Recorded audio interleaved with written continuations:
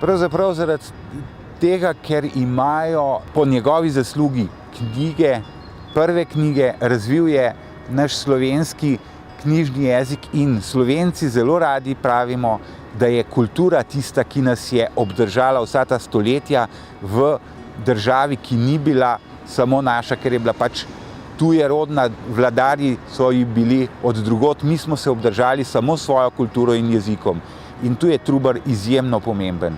Slovenci so premalo ponosni na Trubarja, lahko pa bi bili veliko bolj, če bi se zavedali, kaj vse je za njih naredil. Če bi se zavedali, da mogoče ne bi bili Slovenci, če njega ne bi bilo.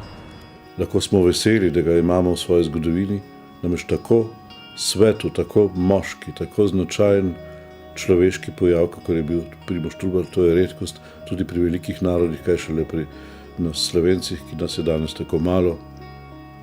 In tako malo nas ni, predvsem zaradi neugodne statistike, tako malo nas je po moje, zaradi tega, ker smo tudi v drugih ozirih znamo biti zelo majhni in to ima včasih za posledico tudi številčno majhnost. Slovenci smo lahko ponosni na Trubarja z več vidikov.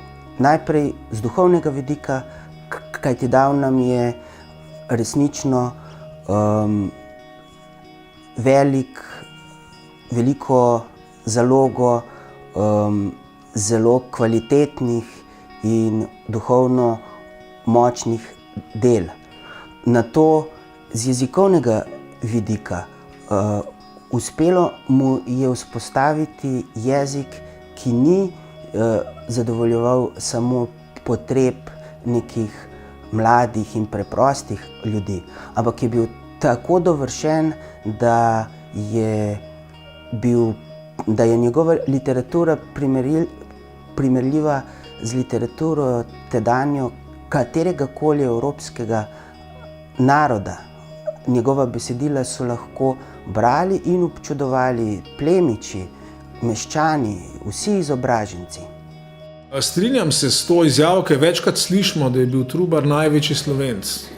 In to velja, po mojem, to se da podpreti z mnogo čem, predvsem pa seveda s tem njegovim pionirskim delom na toliko različnih področjih. In po mojem tudi pri tem, kako je on povezovalno deloval. On, čeprav vemo, da je pač začel kot katoliški duhovnik, potem postal protestantski pastor, pridigar, ampak on je pri svojem delu še zmeraj povezovalno deloval med različnimi vejami krščanstva. Najprej znotraj samega protestantizma je deloval izredno, tako da pač se ni hotel na to ali pa drugo stran postaviti, je sodeloval z vsemi. Vemo, da je sodeloval s pravoslavci. In vemo, da je tudi, saj pri prevajanjih, pri prevodih Biblije, tudi katoličane spraševal za mnenje. Se pravi, tudi tukaj ni podrl mostov in to se mi zdi zelo pomembno sploh za Slovence, ki nas ta razklanost, pa sprtost nas teži.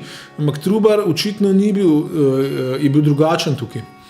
Ja, seveda, poleg tega, da je pomagal vzpostaviti slovenski jezik oziroma postaviti slovenski jezik na noge in v splošno rabo, še predvsem zaradi tega, ker se je zavzemal za Slovence, da bi jih osvetlil za resnico evangelija, predvsem to, da se je zavzemal za njih osebno.